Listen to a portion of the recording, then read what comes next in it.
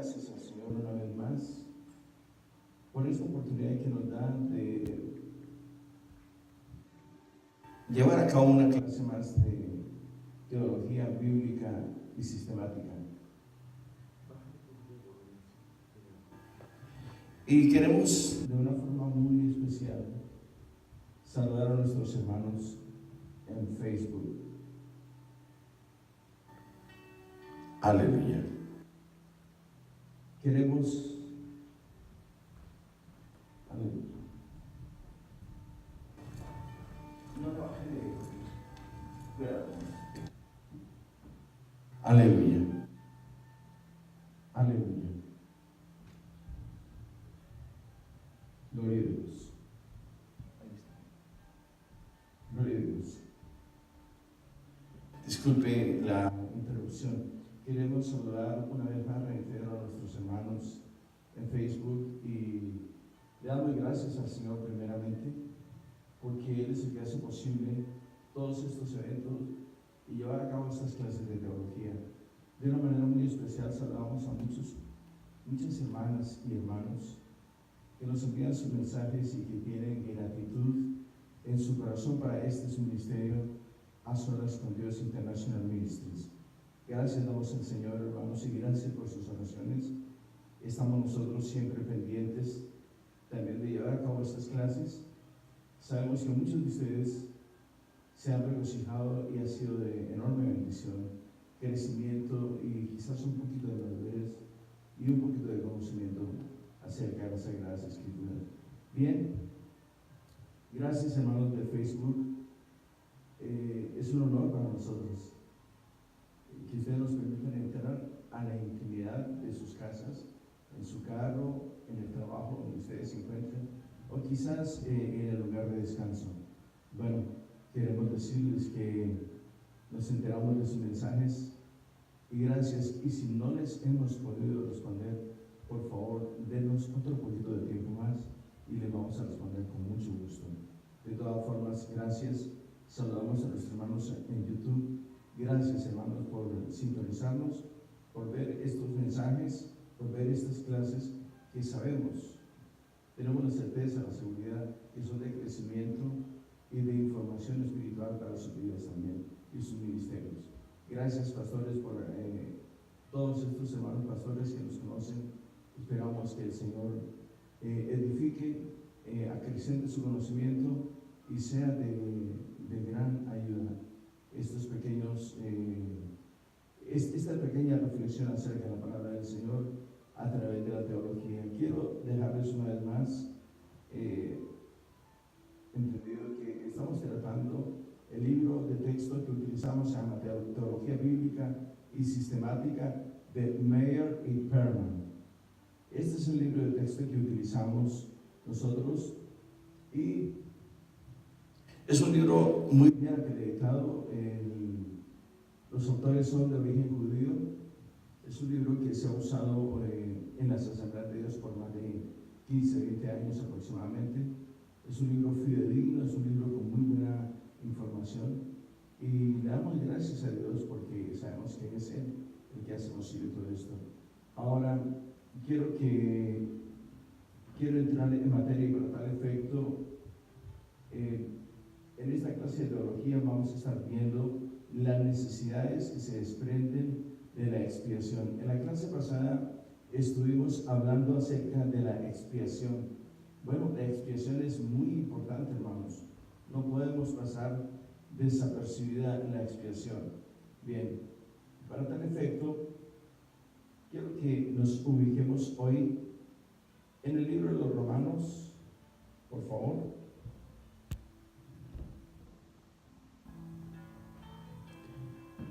Capítulo 3, versículo 25. Romanos capítulo 3, versículo 25.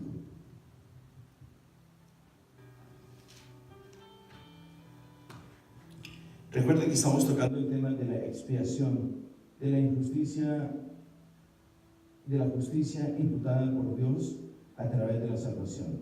La descripción de esta justicia, más bien, en otras palabras. Leamos el versículo 25 del capítulo 3 de la epístola del apóstol Pablo a los Romanos. a quien Dios puso como propiciación por medio de la fe en su sangre para manifestar su justicia a causa de haber pasado por alto en su paciencia los pecados pasados. Bien, como lo estábamos viendo en la clase pasada, empezamos a tocar el tema de la expiación, o sea, del pago de los pecados a través de la sangre de Jesucristo. Ahora quiero que veamos en esta clase las necesidades que se desprenden de la expiación. ¿Qué es lo que pasó? ¿Por qué Dios tuvo que hacer un sacrificio expiatorio a través de nuestro Señor Jesucristo? El derramamiento de sangre en la cruz del Calvario, en su sacrificio expiatorio. Tenemos aquí dos hechos trascendentales que quiero, hermanos, por favor, que lo tomemos en cuenta y analicemos de una manera consciente por qué sucedió esto. Bien, necesidades que se desprenden de la expiación. Hay dos hechos trascendentales. ¿Por qué Dios tuvo que hacer un hecho retroactivo y otro retrospectivo de la expiación? ¿Por qué? Porque la santidad de Dios se vio atacada. La santidad de Dios se vio burlada por el hombre. La santidad de Dios fue pasada de una manera indiferente por el hombre. Entonces, como Dios es un Dios de justicia, es un Dios de bondad, es un Dios benevolente, es un Dios de generosidad, Él pudo fácilmente haber destruido al hombre, pero no lo hizo, porque el solo hecho de haberlo hecho tenía un propósito para la eternidad, introducir al hombre a la eternidad. Con ese propósito fue formado. En la misma eternidad vivía. Entonces quiero que veamos la santidad de Dios y la pecaminosidad del hombre. Ahora, quiero que vayamos un momentico, por favor, al libro de texto y leamos para poder explicar en detalle el tema que vamos a tratar hoy. La necesidad de la expiación. La necesidad que se tenía de la expiación se desprende de dos hechos. Uno, la santidad de Dios, que es esta. Dos, la pecaminosidad del hombre. Después de que el hombre peca, usted sabe que el hombre es expulsado del Edén y trae por herencia el pecado original al resto de la creación del género humano. Entonces viene, después de que el hombre peca, es un atentado, es un acto indiferente ante la santidad de Dios. Dios no se queda quieto esperando a ver qué más hace el hombre. No, esto tiene su efecto, tiene su causa, tiene una reacción. Entonces, ¿cuál es la pregunta? Es la pregunta que salta en este momento. ¿Cuál es el efecto de la pecaminosidad del hombre? ¿Cuál es? Vamos a verlo. Entonces, quiero que leamos en el libro de texto para documentarnos un poquito mejor. Vuelvo a empezar. La necesidad que se tenía de la expiación se desprende de dos hechos: la santidad de Dios y la pecaminosidad del hombre. Naturalmente, la pecaminosidad del hombre da por efecto algo. Vamos a ver qué es. La reacción de la santidad de Dios contra la pecaminosidad del hombre es conocida como su ira. Entonces, ¿cuál es el efecto de esto? De la pecaminosidad del hombre. Se llama ira. Ese es el efecto, o esa es la reacción de Dios. Entonces, esto trae la ira de Dios. ¿Por qué? Por la pecaminosidad del hombre. ¿Por qué la pecaminosidad del hombre trae la ira? Porque esto atacó la santidad de Dios, deshonró a Dios en esa forma. El hombre automáticamente desobedeció a Dios. Entonces trae como efecto la ira de Dios. Bien, ahora vamos a ver qué es lo que pasa con la ira de Dios.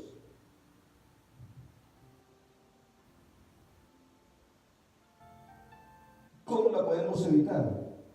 A través de la expiación. De manera que entonces la clave de nuestra discusión será como sigue: santidad, pecaminosidad, ira y expiación. Santidad, pecaminosidad, ira y expiación. Son los 4 elementos que tenemos aquí. La santidad de Dios, porque después de la santidad de Dios, el hombre peca. Como resultado de ese pecado, el efecto de este pecado trajo la ira de Dios. Entonces, ¿cuál fue el elemento poderosísimo para salvar la humanidad de la ira de Dios? Después de la pecaminosidad del hombre, después de que Dios manifiesta su benevolencia, su santidad, manifiesta su justicia, manifiesta su amor, manifiesta su generosidad, el hombre responde con pecaminosidad.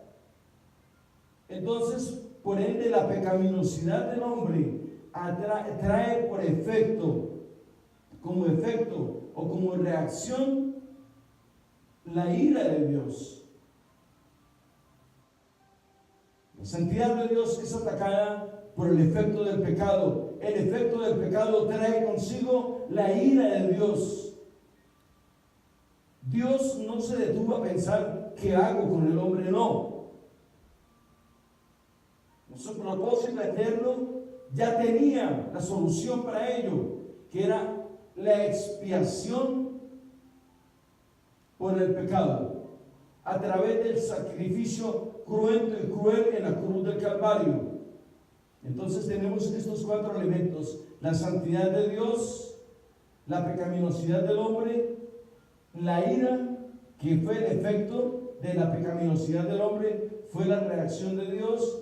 Y no para anular esto, sino para tratar de darle una oportunidad al hombre de vida eterna, Dios trae consigo la expiación a través de la sangre de Jesucristo. Esta expiación es retroactiva. Retroactiva. ¿Por qué retroactiva? Porque el Señor no la pasó por alto. Porque si el Señor hubiese pasado por alto el pecado del hombre, el hombre no tendría o no tuviese, oportunidad de vida eterna.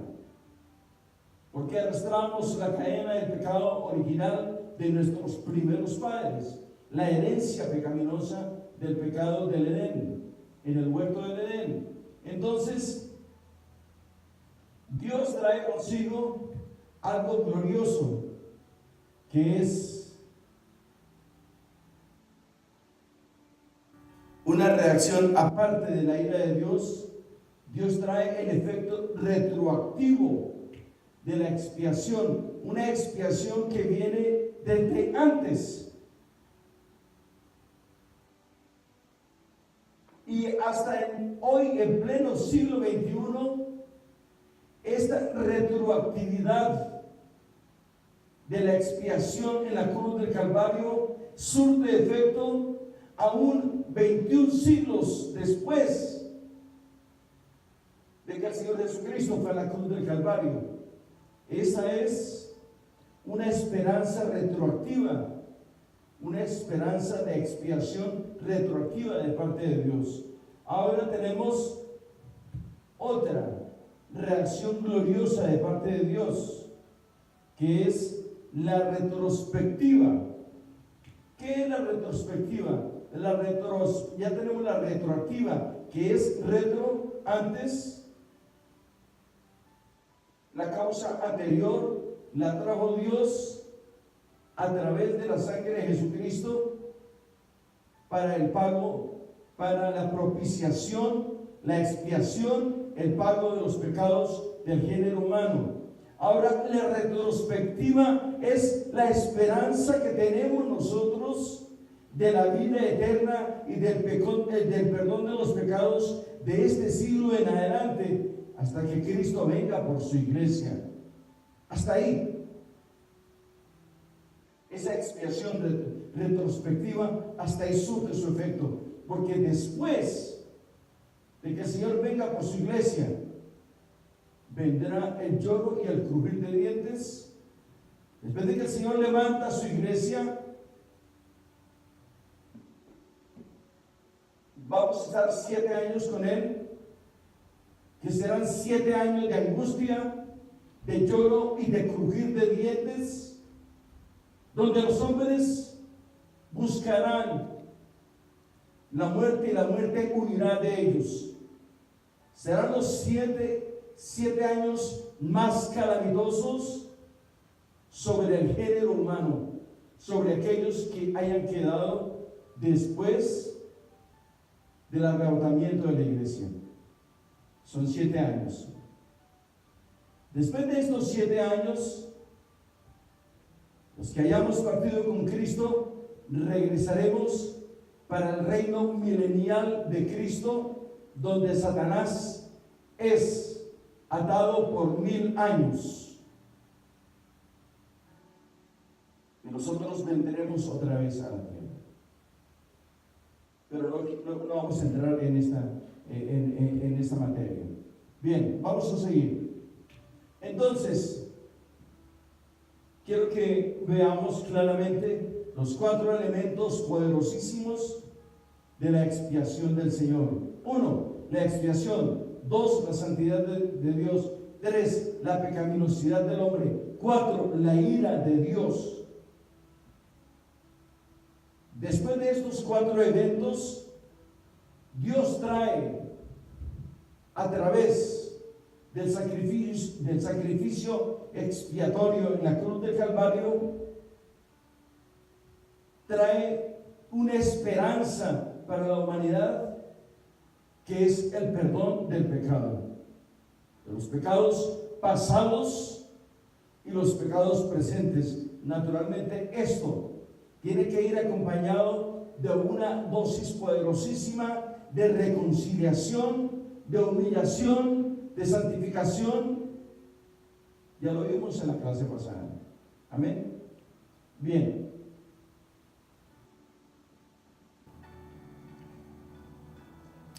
Sigamos. Quiero que leamos. Ya vimos en Hebreos capítulo 3, versículo 25, lo que Dios dice: a que Dios puso como propiciación por medio de la fe.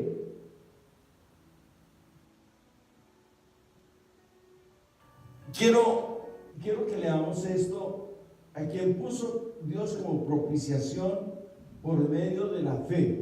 Propiciación, expiación, pago, cancelación, por medio de la fe.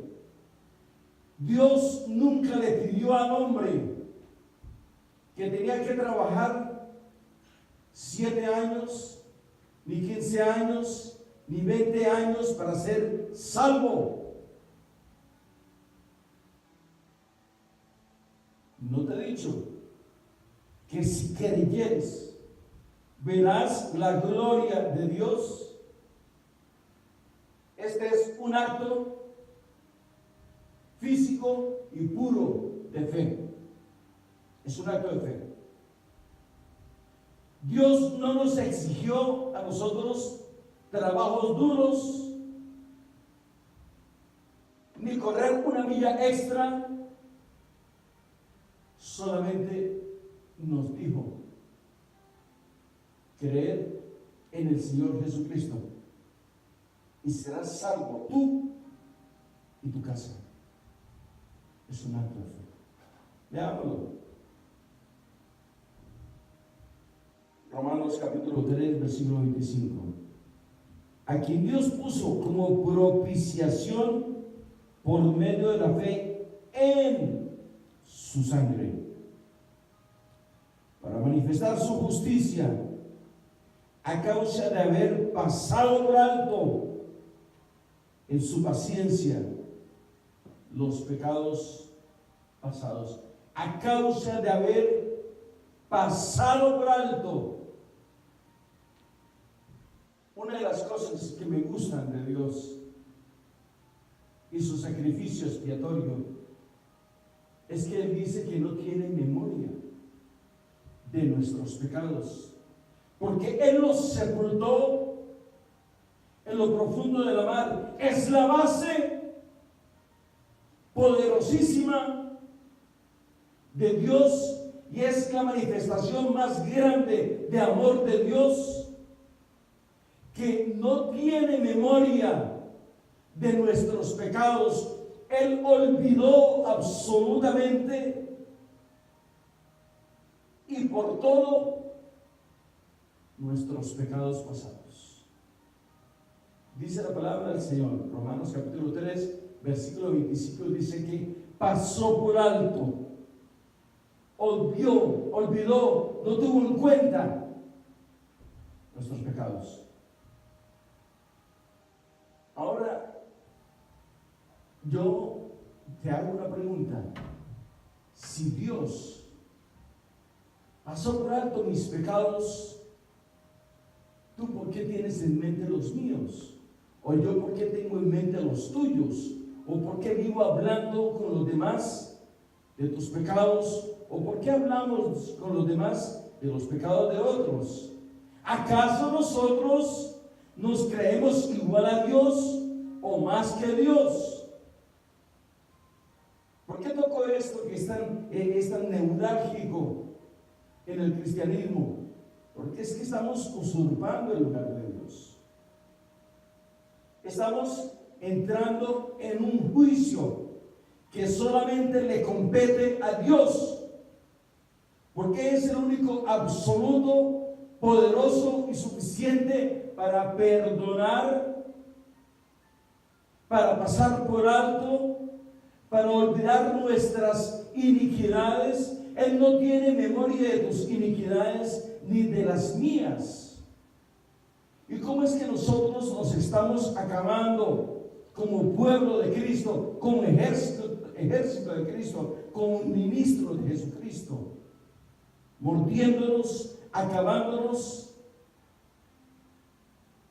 Estamos degenerando el cuerpo de Cristo con simples y llanas especulaciones sin sentido. Voy a leer otra vez Romanos capítulo 3, versículo 25, porque es importante, es de vital importancia que tengamos este versículo presente en nuestras vidas. Romanos capítulo 3, versículo 25 dice: a quien puso como propiciación por medio de la fe en su sangre, para manifestar su justicia a causa de haber pasado por alto el Passover en su paciencia los pecados pasados. Quiero que estudies y que analices este versículo. Esto es la manifestación retroactiva. Significa que Dios no olvidó que nosotros pecamos, pero que Él se olvidó de los pecados nuestros. No se olvidó Él que hemos pecado. Quiero aclarar este concepto. Dios no se olvidó que somos pecadores, pero sí se olvidó de los pecados pasados al haber nosotros confesado a través de la fe el sacrificio de sangre de Cristo en la cruz del Calvario. Esa es la manifestación retroactiva de la expiación poderosa de Dios. Ahora vamos a ver la expiación retrospectiva, con miras al futuro, con una proyección al futuro. Vamos a ir al libro de los Hebreos capítulo 9.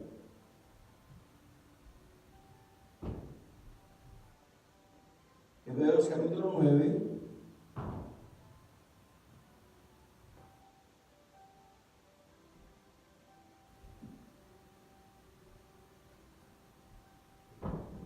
Hebreos capítulo 9, versículo 15, por favor.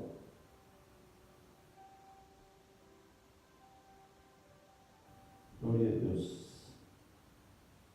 Capítulo 9, versículo 15.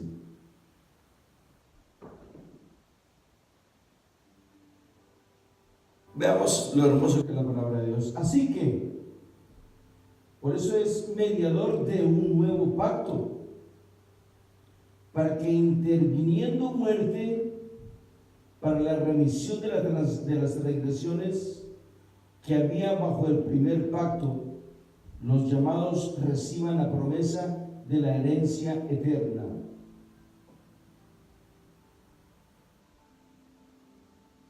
Aquí quiero hacer un paréntesis y entrar en algo poderosísimo, algo demasiado sensitivo. Está hablando de dos pactos aquí. El pacto antiguo, cuando Jesucristo aparece, cumple la ley. Cuando Jesucristo aparece y es bautizado por Juan el Bautista, la historia se divide en dos. Y el Señor le da al hombre un nuevo pacto, un nuevo y último pacto. Es el pacto de sangre.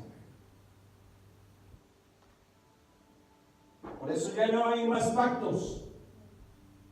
Dios ya no pacta con nadie más. Solo son 7 pactos desde Adán hasta Jesucristo. El pacto adámico y el pacto de Jesucristo es el último. 7 derramamientos de sangre, 7 pactos.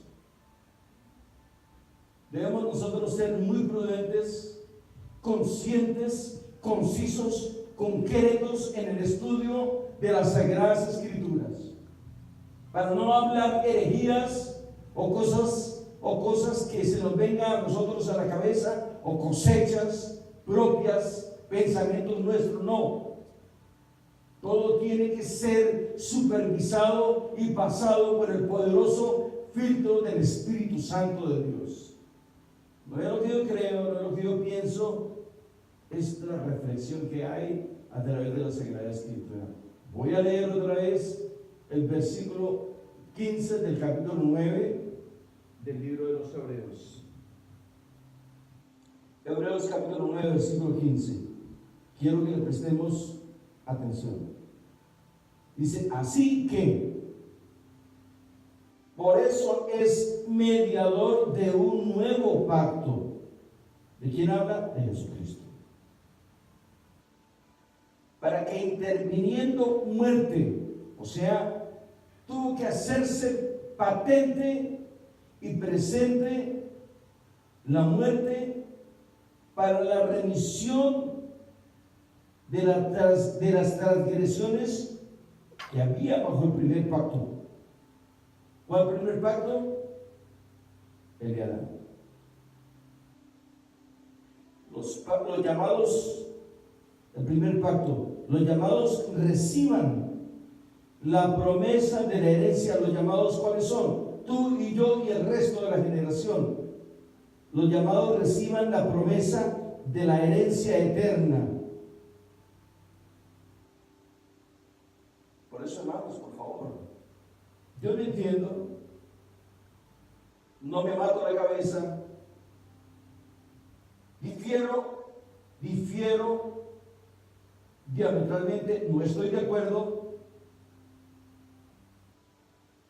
no importa si es mi mejor amigo, el pastor más amigo mío o el menos conocido, pero ya no hay más pactos, hermano.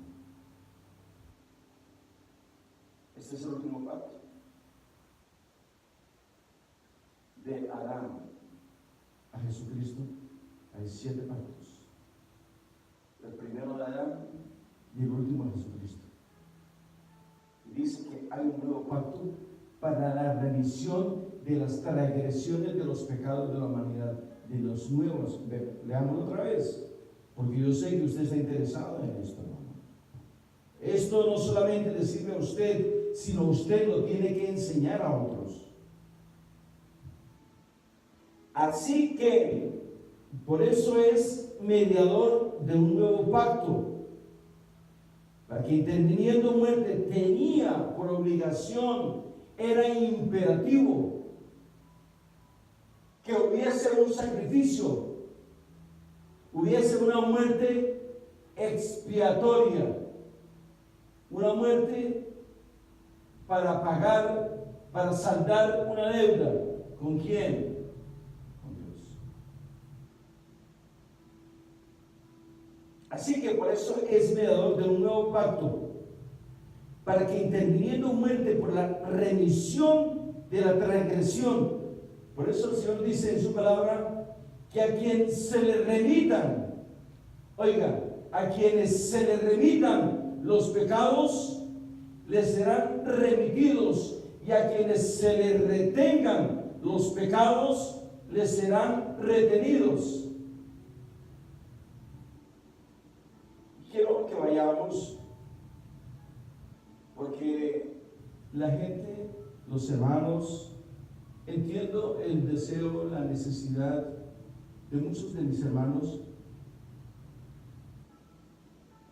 que muchas veces en una forma literal hablan, explican y desglosan la escritura, y no es así.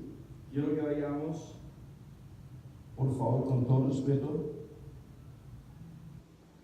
al Evangelio de Mateo, capítulo 18, versículo 18. Porque aquí el Señor lo que dice en su palabra es totalmente diferente. Para la remisión de la transgresión, quiero que nos quedemos ahí. Mateo capítulo 18, versículo 18. Amén. Dice la palabra del Señor. Evangelio según Mateo capítulo 18, versículo 18, dice: de cierto os digo que todo lo que atéis en la tierra será atado en el cielo, y todo lo que desatéis en la tierra será desatado en el cielo. Y usted y yo, hermanos, y yo creo que usted también ha participado de esto.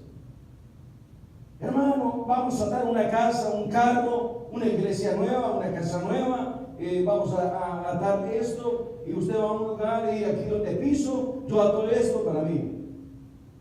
Hermano, no seamos ilusos, con todo respeto se lo digo, porque la palabra de Dios no dice eso, no dice eso. Por favor, vamos a ser un poquito más conscientes y vamos a ir a buscar la respuesta en las Sagradas Escrituras. Vamos a pedirle al Señor que nos permita, que nos inspire. ¿Dónde está la respuesta y qué es lo que Dios verdaderamente quiere decir? En Mateo capítulo 18, versículo 18. Vayámonos al Evangelio de Juan,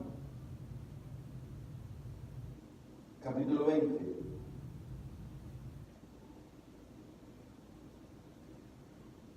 Porque hay muchos hermanos que hoy en día están atando y desatando como locos. Esto no se puede hacer, hermano.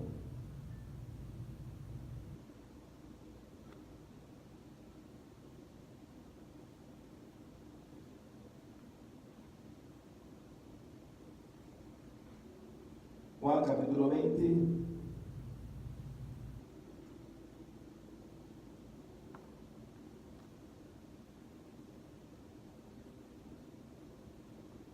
Versículo 23. Amén. Si nosotros leemos Hebreos capítulo 9, versículo 15, nos damos cuenta que tiene que haber una remisión de pecados. Y aquí tenemos la respuesta para ello, de lo que dice Mateo capítulo 18, versículo 18. Vamos a ir a Juan capítulo 20, versículo 23. A quienes remitiereis los pecados, les son remitidos, y a quienes se los retuvieseis, les son retenidos. Dios nunca está hablando que lo que tú atas aquí, lo atas en el cielo. Dios habla del perdón, de la remisión de los pecados en la cruz del Calvario. De eso está hablando. Mateo capítulo 18, versículo 18, y Juan capítulo 20, versículo 23, y Hebreos capítulo 9, versículo 15. Está hablando de la remisión de los pecados. Dice la palabra de Dios que a quienes se le remitan, o sea, a quienes por los cuales nosotros oremos, y que ellos hagan una profesión de fe y reconozcan a Jesucristo como el Señor, el Dios de su vida, el Dios de su salvación, entonces ellos serán libres de los pecados, porque sus pecados les serán remitidos a lo profundo de la mar. Pero dice también el Evangelio de Marcos, de Mateo, que a quienes se lo retuvieseis, en Juan 20, 23, a quienes se lo retuvieseis, les serán remitidos, les serán retenidos. Voy a explicar esto a los que se los remitan y a los que se los retuviesen. ¿Quiénes son aquellos a los que les son remitidos? Aquellos por los cuales tú y yo hemos orado por salvación. Y todos aquellos que han confesado que Jesucristo fue a la cruz del Calvario por el perdón y el pago de nuestra iniquidad y de nuestros pecados, y nuestros pecados fueron remitidos y sepultados en lo profundo de la mar. Esa oración que un hombre hizo por ti y por mí, por salvación, es la remisión de nuestros pecados. Pero si nosotros no oramos por la salvación de la humanidad, los pecados de ellos le van a ser retenidos, porque nunca fueron remitidos. O sea, por ellos no se oró por salvación. Por eso, hermano, debemos tener sumo cuidado. Entonces volvemos otra vez a Hebreos, para que veamos con claridad qué es lo que tiene Dios para nosotros. Hebreos capítulo 9, versículo 15, perdón.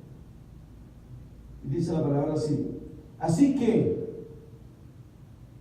por eso es mediador de un nuevo pacto, para que interviniendo muerte, o sea, haciéndose patente, presente la muerte, para la remisión de las transgresiones que habían bajo el primer pacto. La remisión de las transgresiones. Eva y Adán pecaron, y desde allá viene la transgresión del pecado. Es increíble, hermano. Es increíble la cadena tan grande que arrastra a la humanidad y de todos aquellos hermanos que no han recibido el perdón de los pecados. Es impresionante. No podemos comprender esto. ¿Por qué no podemos pasar de aquí? Porque estas son las bases del cristianismo, el perdón de los pecados, hermano. El sacrificio cruento y cruel de la cruz del Calvario. El sacrificio perfecto. El Señor Jesucristo tapizó la vía dolorosa, camino al Calvario, con su sangre gloriosa, para darnos una oportunidad de perdón de los pecados a nosotros. Entonces, este sacrificio es retroactivo.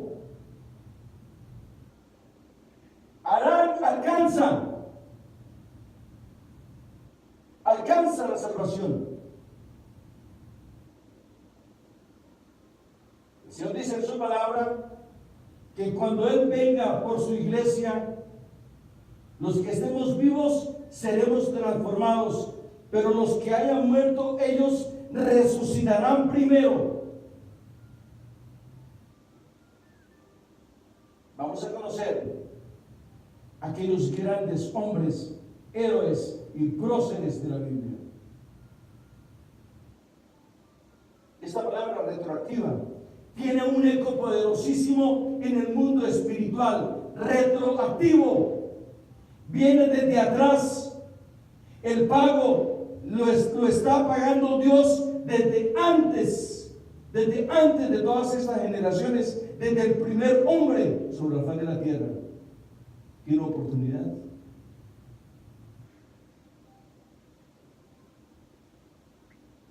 Sí. Claro, los que murieron bajo pecado, bajo condenación, estos ya están condenados. Es obvio. Ahora, la retrospección, o sea, la retrospectiva es al futuro. Lo que nos espera a nosotros en el futuro. Ya vimos lo retroactivo, ahora vamos a ver lo retrospectivo, que es el futuro. Nuestra ciudadanía. Las expectativas que Dios tiene de nosotros, de encontrarnos allá en las nubes con Él. Por eso es importante predicar este evangelio, la gloriosa y poderosa gran comisión. Ir y predicar este evangelio a toda criatura. Los que creyeren y fueren bautizados, que leyeron y fueren bautizados, serán salvos. No es una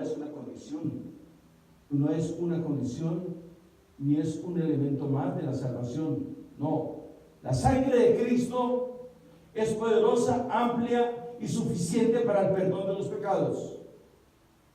Pero el bautismo es la figura poderosísima de la muerte, sepultura y resurrección del hombre a través del bautismo. Así lo dice el Señor en su palabra. Nosotros tenemos que ser sepultados, tenemos que ser no bajo aspersión, sino por inmersión. Tenemos que ser sumergidos en una tumba líquida, como una figura de Jesucristo. Entonces, hay que tener cuidado. Sigamos, porque ya nos acabamos mucho tiempo acá. Si están contentos, me lo dicen, hermano, y si están molestos también, hermano. Gracias. Vamos a leer un poquito porque quiero que nos documentemos otro poquito más. La necesidad que se tenía en la expresión depende de los hechos. La santidad de Dios y la pecaminosidad del hombre. La reacción, ya lo vimos, de la santidad de Dios contra la pecaminosidad del hombre es conocida como la ira de Dios. ¿Que puede evitarse? Se puede evitar, claro que sí, a través de la expiación. De manera entonces que la clave de nuestra discusión es cómo seguir. Santidad, pecaminosidad, ira y expiación. Ahora, Dios es santo en lo que a naturaleza respecta, lo cual significa que es justo en carácter y conducta. Estos son los atributos de Dios gloriosos y quedan manifiestos en su trato con la misma creación. Bien, Dios ha constituido al hombre y al mundo de acuerdo con leyes definidas. Sus leyes forman el fundamento mismo de la personalidad de Dios al ser escritas en el corazón. Quiero que vayamos al libro de los Romanos, capítulo 2,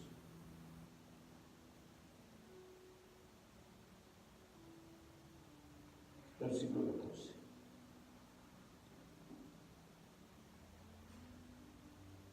14. Porque cuando los gentiles que no tienen ley hacen por naturaleza lo que es de la ley, estos, aunque no tengan ley, son ley para sí mismos. O sea, cada uno de nosotros, cuando hacemos algo creyendo que esto no se debe de hacer, miren lo que dice la palabra de Dios. Dios no necesita ayudantes, pero hay gente que hace lo correcto sin conocer o tener conocimiento de Dios.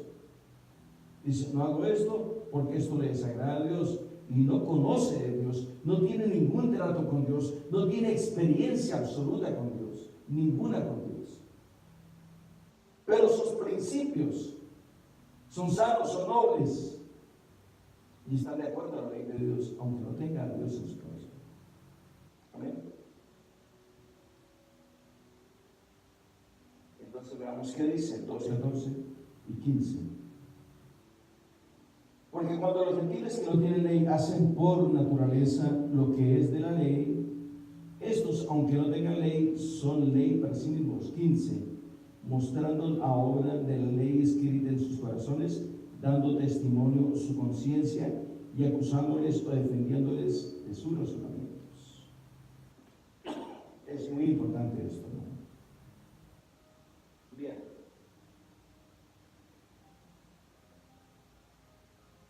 Estas leyes atan al hombre a su creador. Es increíble. La ley de Dios ata al hombre a su creador. ¿Cómo o por qué?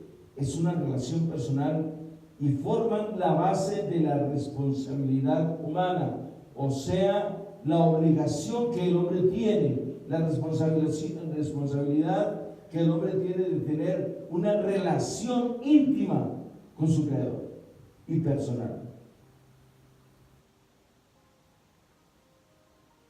Vamos a ir a la escritura, vamos a ir al libro de los Hechos, capítulo 17, versículo 18. Porque dice la palabra de Dios, porque en Él vivimos y nos movemos. Aleluya, me gusta eso. Aleluya.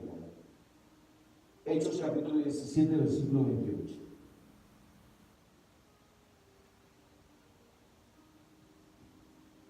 Porque en Él, ¿en quién? En Dios vivimos y nos movemos y somos, oigan, vivimos, nos movemos y somos ¿qué? Lo que Él dice que somos.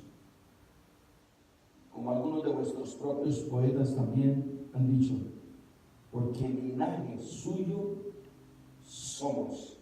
Somos parte de su realeza, somos parte de su clase gloriosa.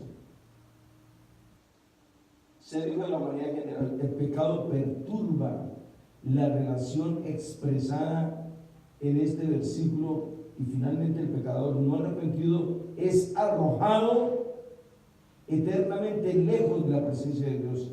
Se trata de la muerte segunda. Permítame explicar esto de la muerte segunda porque es muy importante. La muerte segunda, ¿para quién es? Es la pregunta que salta, ¿no? Y yo quisiera preguntar,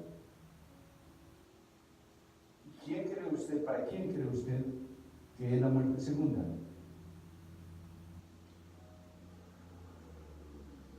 Para nosotros, los que servimos, los que hemos confesado a Jesucristo, los que hemos reconocido su sacrificio en la cruz del Calvario. Quiero recordarle esto.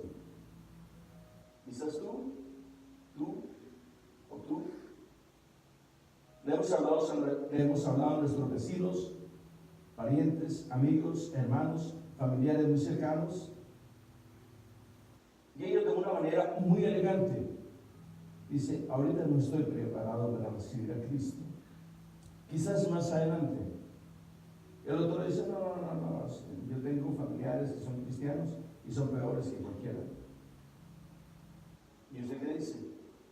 Ahorita no, hermano, porque estoy muy ocupado, tengo mucho trabajo. Bien, usted llevaba las buenas nuevas de salvación.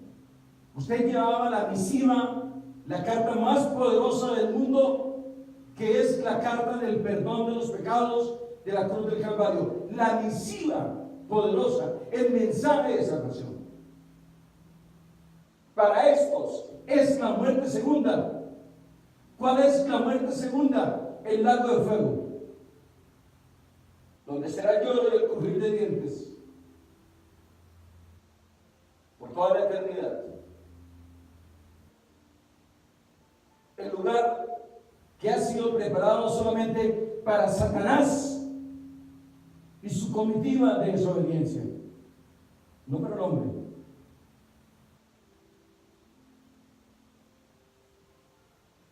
Esa es la muerte segunda.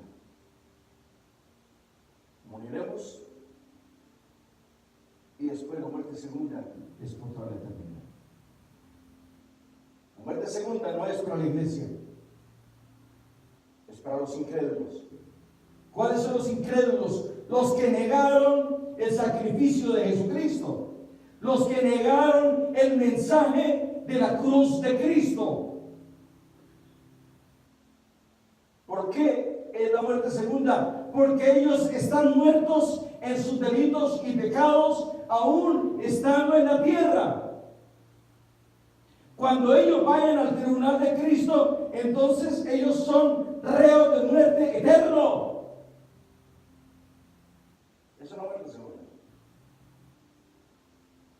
Hay que tener sumo cuidado con ellos. Le aconsejo, hermano, por favor, usted, pastor, ministro, evangelista, maestro, hable a tiempo y fuera de tiempo. Emergencia 1A, hay que evangelizar a los hombres. Se van a morir sin Dios y sin esperanza.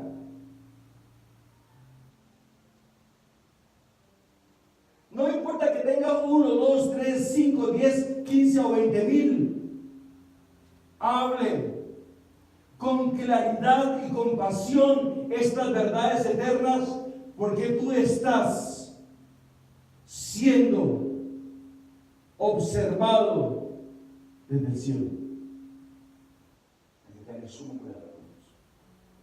La vida de sus amigos, paisanos, amigos, familiares, parientes lejanos, compañeros de trabajo o vecinos en su casa, vale tanto como la suya.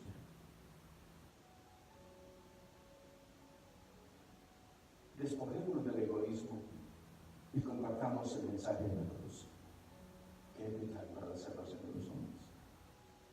No hay cosa más linda hablar de estas verdades gloriosas del Evangelio y compartir a otros, darte gracia lo que yo he recibido de gracia.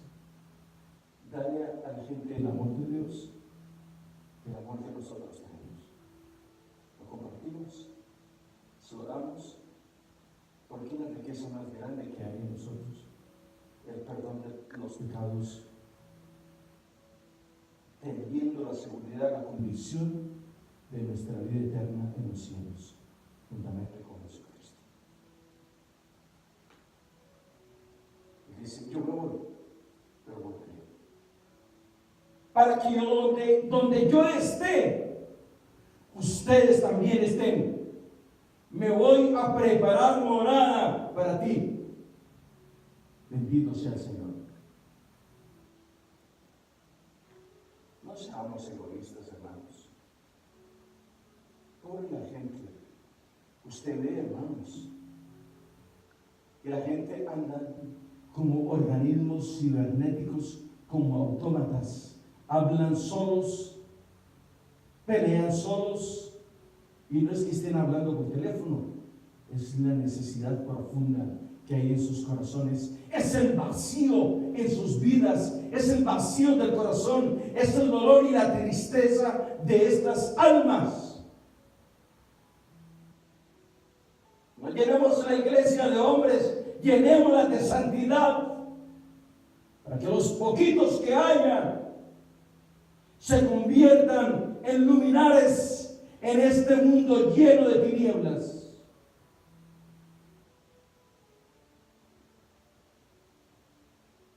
Convirtámonos en poetas y dramaturgos de la palabra de Dios,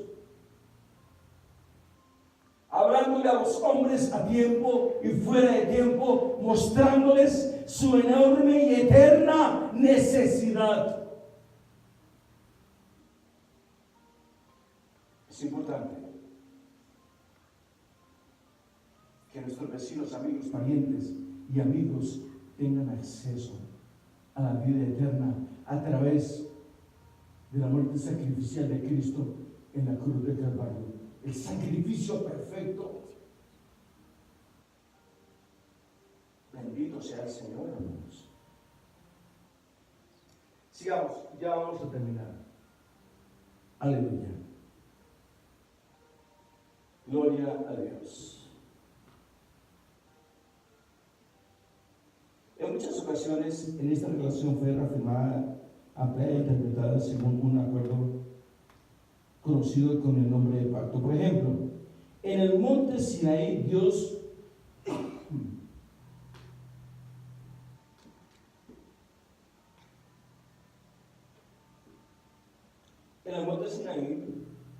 Dios reafirmó una condición en virtud de la cual Él podría tener comunión con el hombre. ¿Cuál era la comunión de Dios con el hombre? La ley moral. Esa era la comunión de Dios con el hombre, la ley moral. Bien. Y luego promulgó una serie de reglamentos por medio de los cuales Israel podía observar estas condiciones en la esfera de la vida nacional y religiosa. Bien, veamos la pecaminosidad y ahí vamos a terminar. Esta relación está empañada por el pecado, que es una perturbación de la relación personal entre Dios y el hombre. O sea, el pecado vino a perturbar la amistad, la comunión y la relación que Dios tenía con el hombre. Es violencia, esto es un ataque directo a la constitución bajo la cual Dios y el hombre viven de la misma manera que la infidelidad viola el acto según el cual viven marido y mujer. Vamos a ir a Jeremías, por favor. Al libro del profeta Jeremías.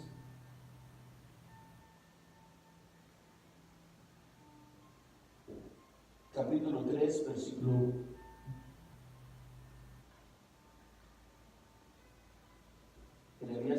3,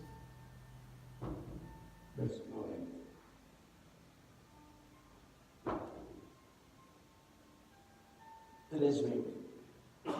Quiero que tengamos muy en cuenta este versículo.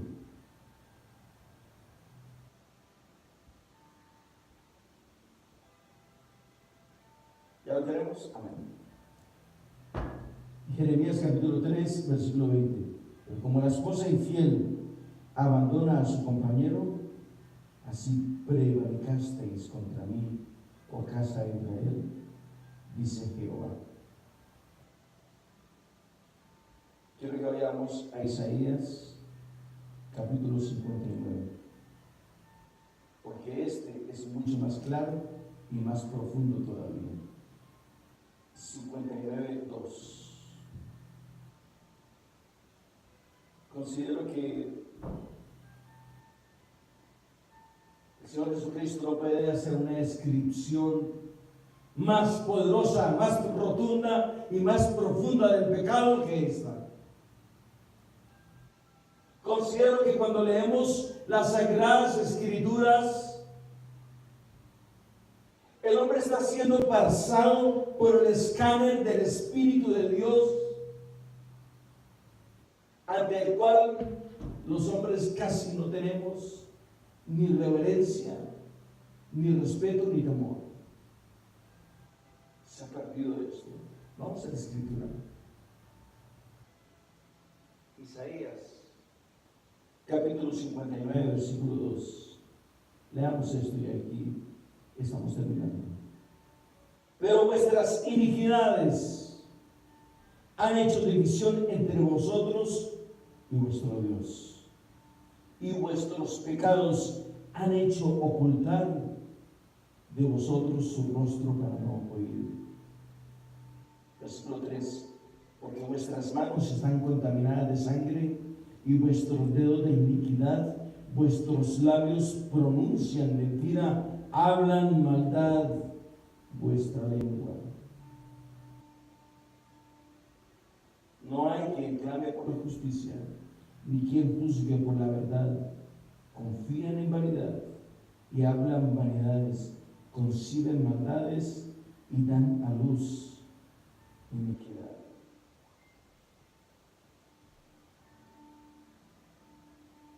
Vamos a terminar con la pecaminosidad del hombre.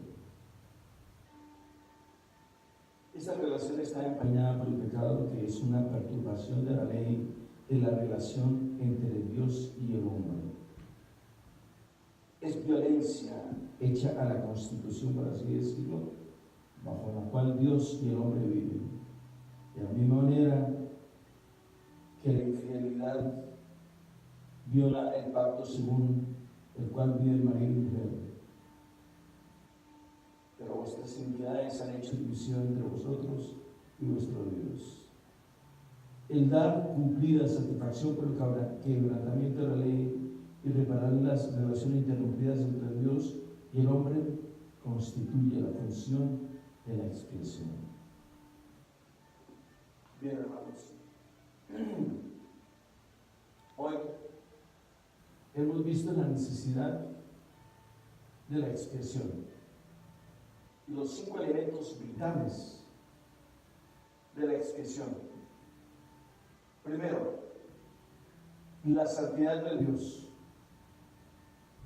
2, la pecaminosidad del hombre. 3, la expiación. La pecaminosidad, la santidad, la pecaminosidad. Los efectos de la pecaminosidad del hombre es la ira. Cuando el hombre peca y transgrede la ley de Dios, el efecto o la reacción de Dios es la ira.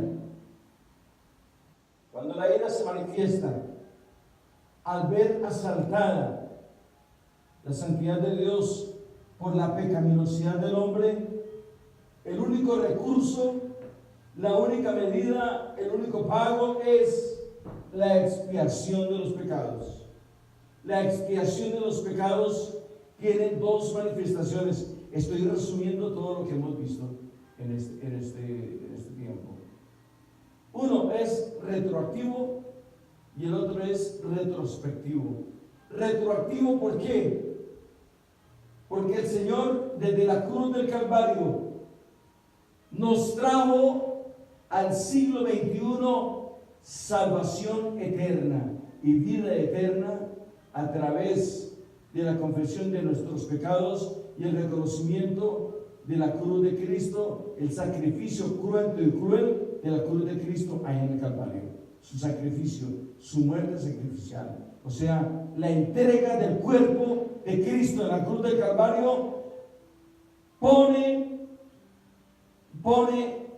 bajo su poder y pone bajo sus pies el efecto que tenía la muerte a través del aguijón que es el pecado. Le quitó el dominio total al pecado y la muerte a la vez. Venció la muerte con su cuerpo físico.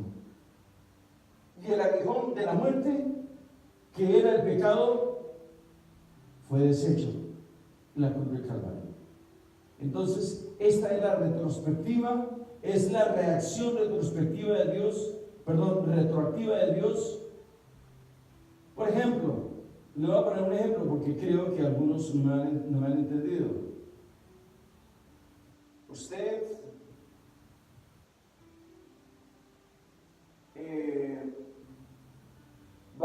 trabajó 10 o 15 años para una compañía, pero resulta que